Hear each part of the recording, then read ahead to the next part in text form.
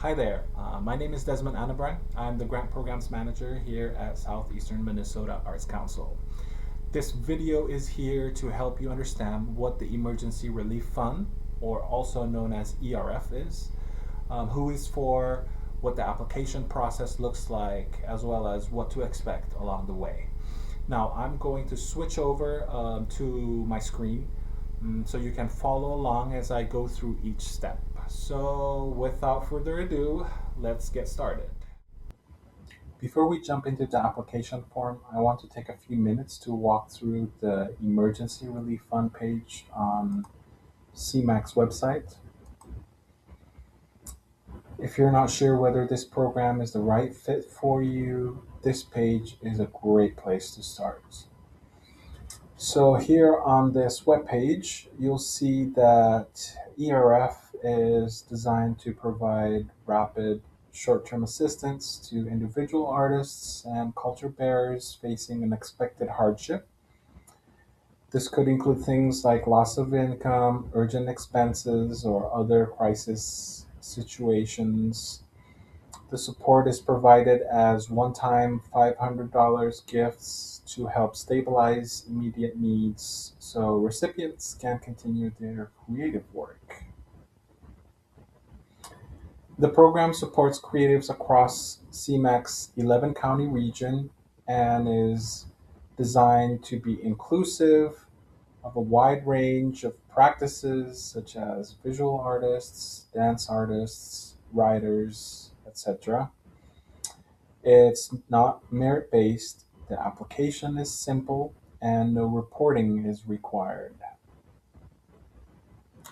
You'll also see that this program is part of a broader network stewarded by Springboard for the Arts and supported by the F.R. Bigelow Foundation, the Jerome Foundation, the McKnight Foundation, and the John S. and James L. Knight Foundation, and the St. Paul and Minnesota Foundation. Next, let's take a look at the timeline. You'll notice that the program begins in April 2026, and there is only one application opening. This is because the Emergency Relief Fund accepts applications on an ongoing basis rather than through separate application rounds. Even though there is one opening, there are three key points in time to be aware of. These are the submission deadlines, which you'll see listed here: May 19th, July 7th, and September 15th. What this means is that any applications submitted before each of these dates will be included in a random selection process at that time. You'll also see three notification dates: May 29th, July 17th, and September 24th. These are the dates when selected applicants will be contacted. If your application is selected, you'll receive a short confirmation form. We'll talk more about this in the step-by-step part of this video. Once that form is submitted, your check will be mailed to you or made available for pickup at the SEMAC office within 3 to 4 business days. We'll also talk about this in the step-by-step part of the video. Next, let's take a look at the selection process. So all applications are first reviewed by SEMAC staff to make sure they meet the basic eligibility requirements and are complete. From there, selections are made in a way that supports both equitable access and regional distribution. This means that some support is directed toward communities that have historically had less access to funding, while also making sure that recipients are distributed fairly across the SEMAC region. Selections are then made through a process designed to reflect the overall pool of applicants. If your application is not selected right away, it will remain in the pool and continue to be considered in future selection periods unless you are funded or program funds are exhausted. Next is the eligibility criteria. This part is pretty straightforward. To apply, you must be 18 years or older and not currently a high school student, be a US citizen or permanent resident, have lived in the CEMAC region for at least 6 consecutive months.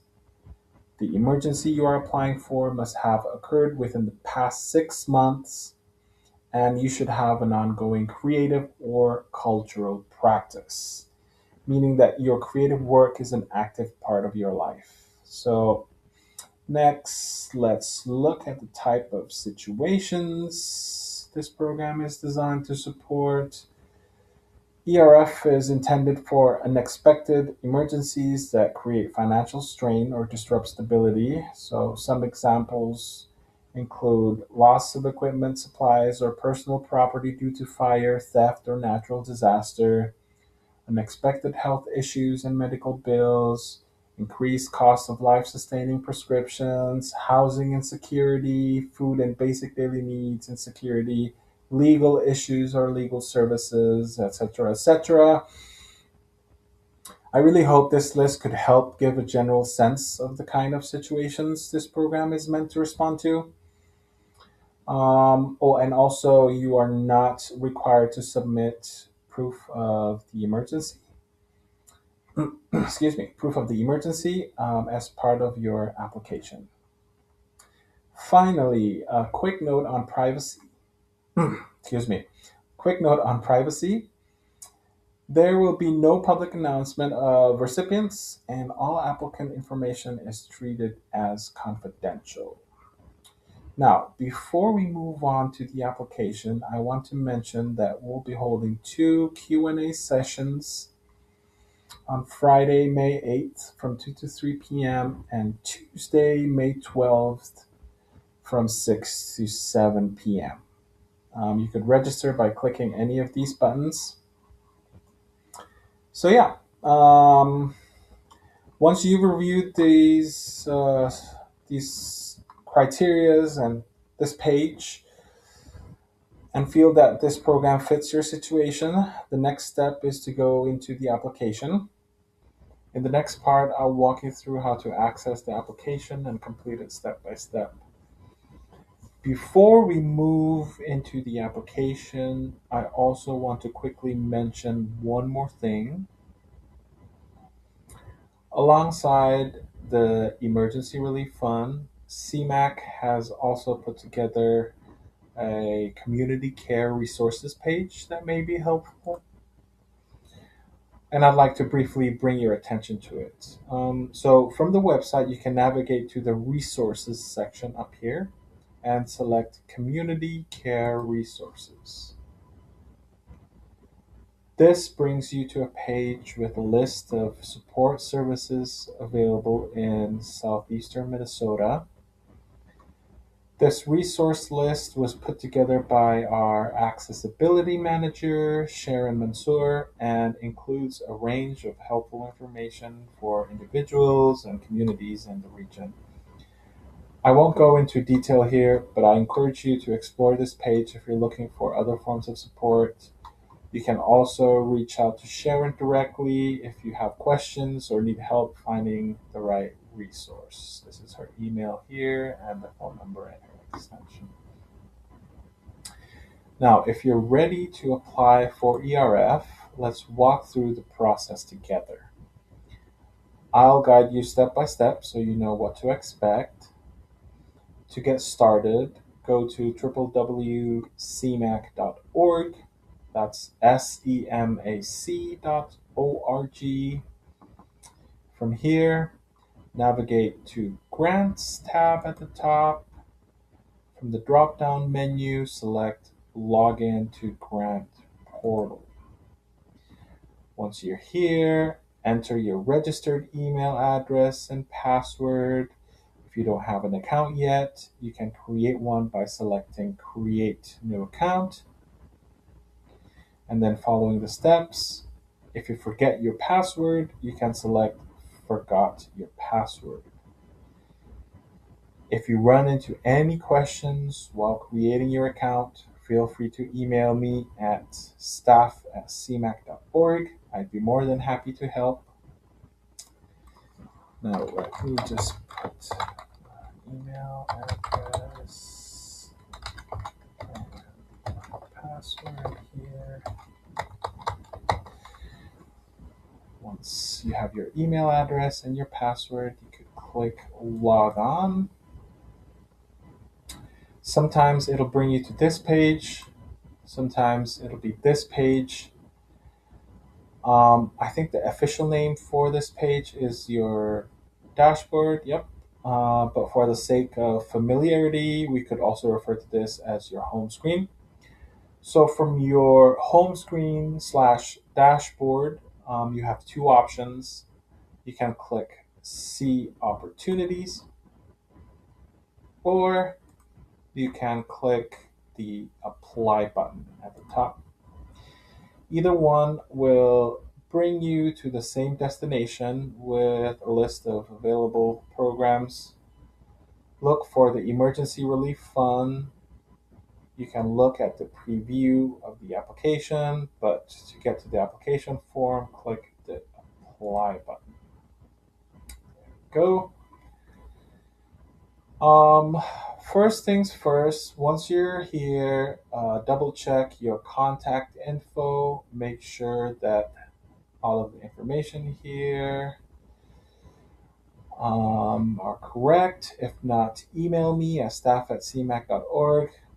Let me know. I might be able to change any information from my end. Okay, so before I start, let me just minimize some of these sections so we have an overview of the sections. From here, we'll go through the form step by step together. We've designed the application to be as simple as possible. It's organized into 5 short sections: applicant information, creative practice, work samples, emergency need, demographic information, and along with an important reminders section at the end. Most of these sections will ask for information you likely already have as part of your creative practice. So yeah, let's start with the first section, applicant information. When you expand this first section, you'll see a short description of the Emergency Relief Fund, what it is, who it's for, and how it works. This is a condensed version of the information we just reviewed on the website, so it should feel familiar. You'll also see a brief note about confidentiality, which follows the same approach we discussed earlier. After that, we can move into the information you'll be filling out. As the name suggests, this section asks for some basic information about you, such as your legal name, preferred name, personal pronouns, county of residence, and mailing address. You'll also see a short confirmation statement at the end where you'll confirm that you meet the eligibility requirements to apply. So yeah, first part here, full legal name.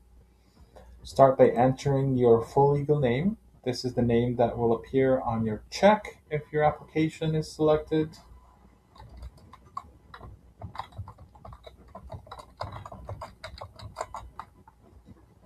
If you go by a different name, you can enter your preferred name here, and we'll use that in our communication with you. I don't really have a preferred name, but I'll just put in Desi here as an example. Before we move on, a quick note about how the form works. Any question marked with an asterisk is required, which means you'll need to answer it before you can submit the application. If a question does not have an asterisk, like these two here, It's optional, and you can choose whether or not to answer it. So moving on, personal pronouns. Again, no asterisk. Answering this question is completely optional. You can skip it if you do not want to answer it, no problem at all. I'm just going to answer it just as an example.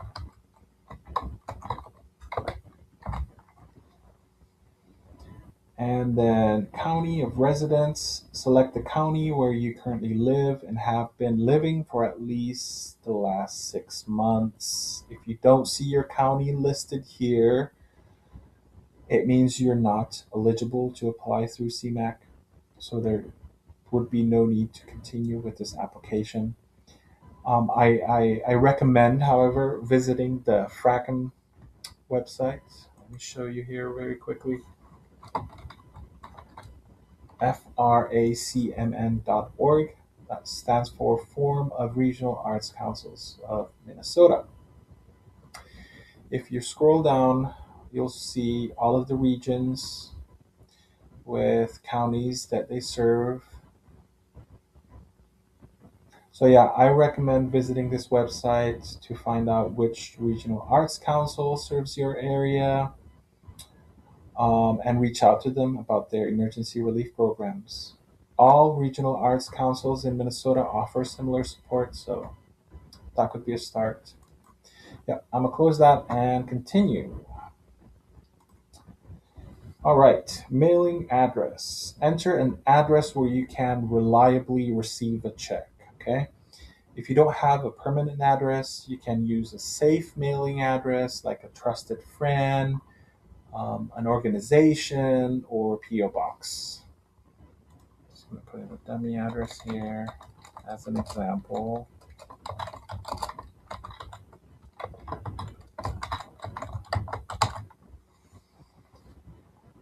And then the last question in this section, eligibility confirmation.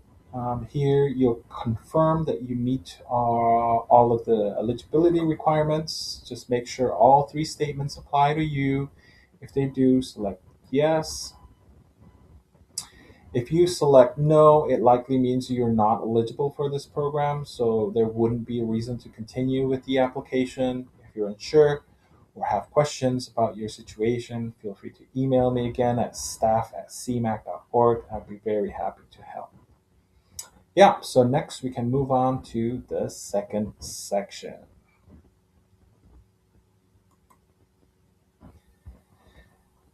Second section here, creative practice. A quick reminder that the ERF program is not merit-based.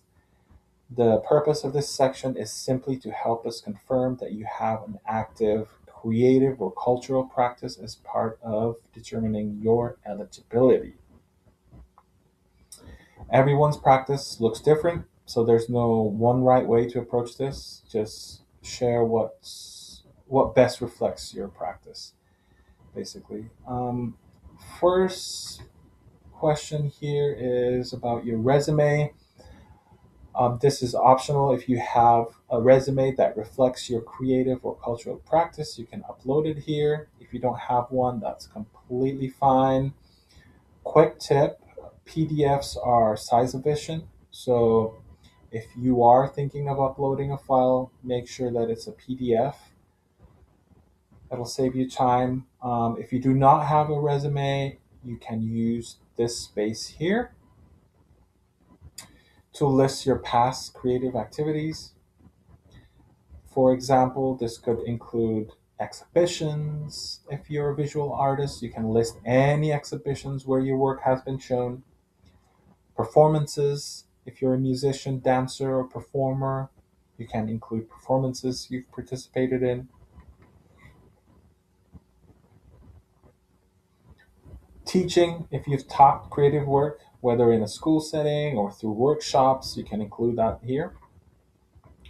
Community-based work, if your practice involves working with or within a community, you can share those experiences. Or even like collaborations, if you've worked with other artists or participated in collaborative projects, you can list those as well. I have a list of dummy exhibitions that I prepared here to be pasted here. Um, this doesn't need to be formal. Just a quick reminder, just include what best reflects your creative experience. However, you'll need to include either a resume or a short description here of your past creative activities in order for your application to be legible. Okay? Just share what best represents your practice. Oh, and here's a good spot to talk about paste as plain text. Here's a quick tip. If you're pasting text from an external source, like from a Word document or from a Google Docs, um, make sure that you use paste as plain text. Okay?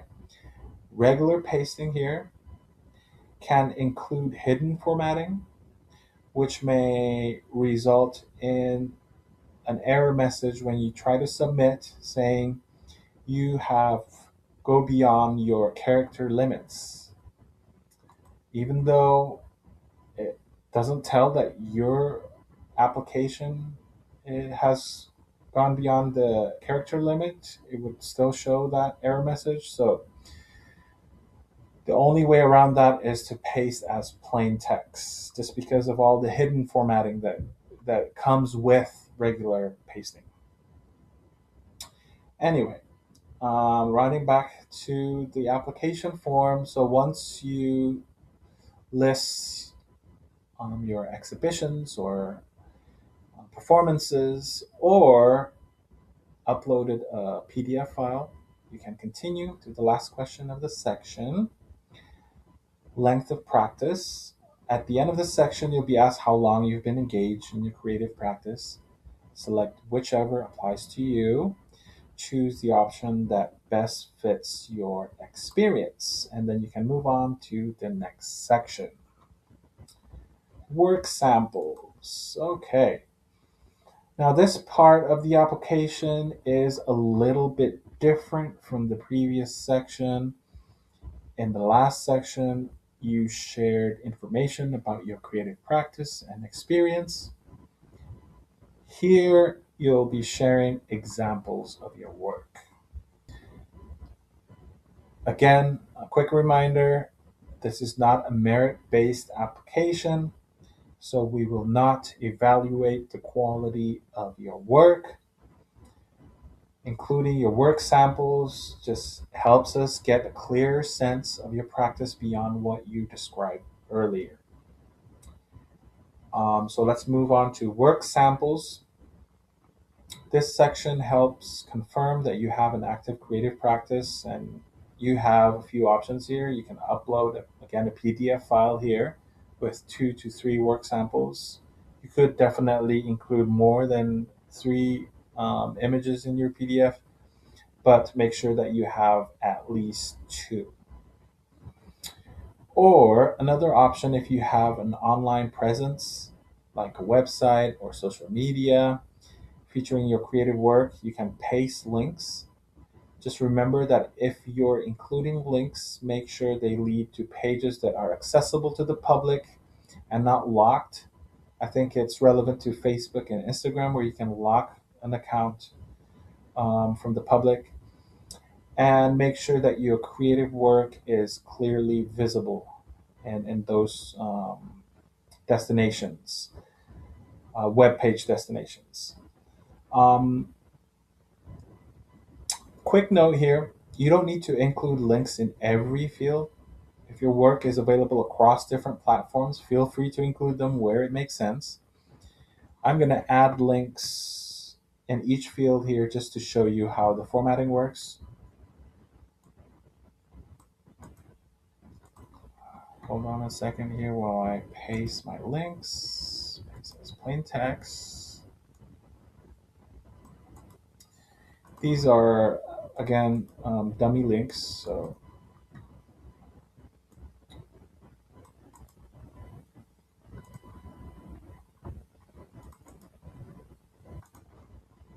okay. Okay, and I'm gonna leave one of this field empty.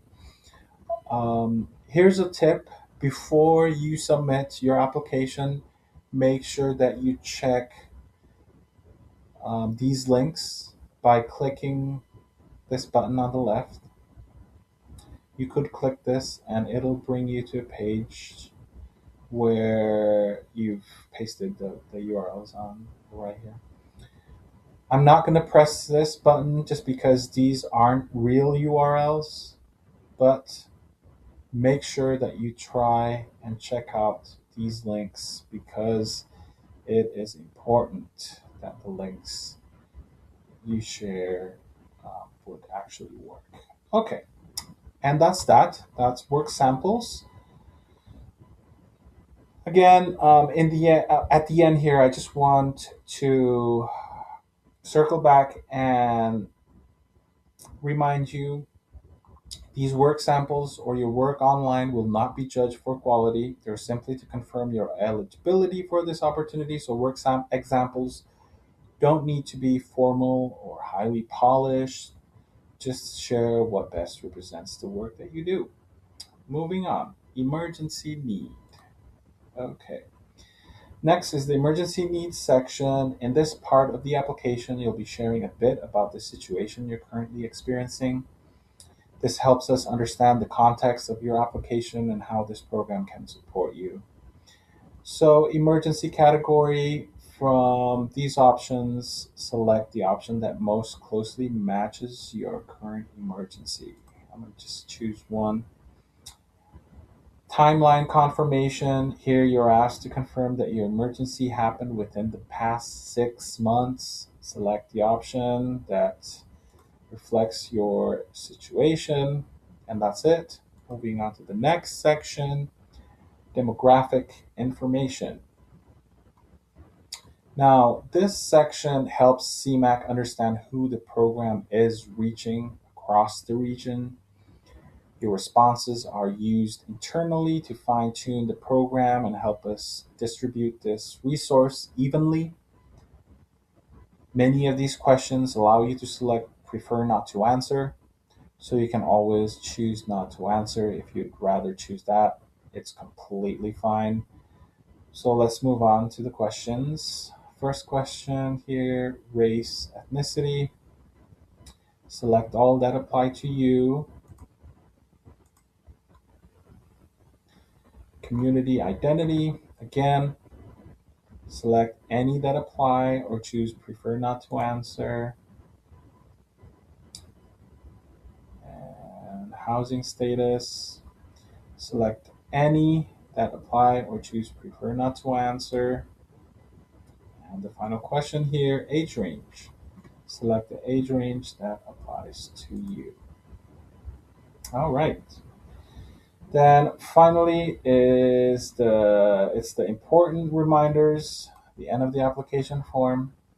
This final section includes a few important reminders, especially for after you submit your application. First, keep an eye on your email, including your spam, junk folders, promotion inbox, any type of inboxes. You'll receive a confirmation email once your application is submitted. And if your application is selected, you'll be notified by email as well. We may also reach out if we have any questions. Please watch for emails from staff@cmac.org or administrator@grantinterface.com. You may also receive a phone call from CMAC at 507-281-4848. If we need to follow up or get in touch with you about something time sensitive, we will call you. So keep an eye on your email and on your phone. If you are selected, you'll be asked to complete a short follow-up confirmation form. This form is much shorter than the application form, and this form will ask you to confirm whether you accept the funds. It will ask you to review your name, address, and county. and choose how you would like to receive your check, either by mail or by picking it up at the SEMAC office. And that is it. It shouldn't take you, oh, it should take you maybe roughly around 5 minutes. It is a short form. Now, if your application is not selected, it will remain in the pool and be considered in the next selection period. So that's it. You've completed the application. Take a moment to review your answers, then go ahead and hit submit. Before I hit submit, I have a last tip here. The online form should automatically save your progress as you are working on it, but it wouldn't hurt to always click save here before you go to the restroom or grab a glass of water. Make sure that you save your application. Or you could also save some parts like your list of creative practice or URLs on an external document like Word or Google Docs, just to have a backup that you can easily copy and paste. And remember, paste as plain text. Last tip before I click submit here. If you do not receive a confirmation email after submitting your application, email me at staff@cemac.org right away. I'd be happy to check on your application status. Okay? Once everything is done, click submit, and yep, you'll get a confirmation. Click continue, and you will see your application listed here. And that's that. If you have any questions, you can contact me. Again, my name is Desmond Anabrang. I'm the Grant Programs Manager here at Southeastern Minnesota Arts Council. Email me anytime at staff@cemac.org or call me during office hours at 507-281-4848. Thank you again for watching this video. I hope this is helpful for you. Thank you and goodbye.